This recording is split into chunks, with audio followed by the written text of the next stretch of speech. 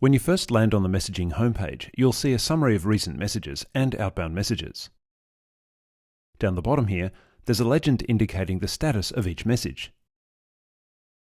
These two action drop-down boxes are the same for these two categories. Let's compose a message in the outbound category. This is actually fairly straightforward. Notice that the system has now dropped us straight into the next menu down here on the left. We're now in Send Messages, Send SMS and Email. Select whether it will be an email or SMS. Notice that if you select SMS, you get a bunch of warnings down here about what you can and can't do. We'll come back to that in a separate video. For this one, we'll stick with email. Select whether you'd like a read receipt for the message. And here you can see who the message is being sent by. To choose the recipient, click here.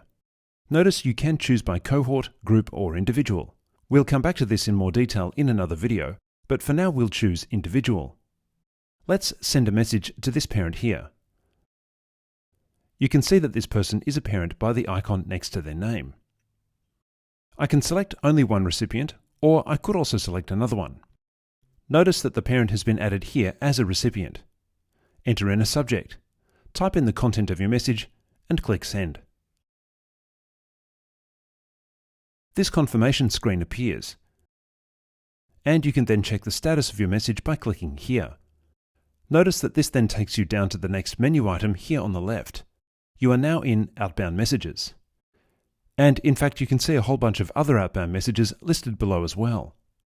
So what we can see in this video is that the summary you get on the homepage also has connected functionality with other menus further down here on the left, and we'll go through each of these in detail on their own in separate videos. And just before we go, you can see that message I created sitting here in the Outbound Messages category.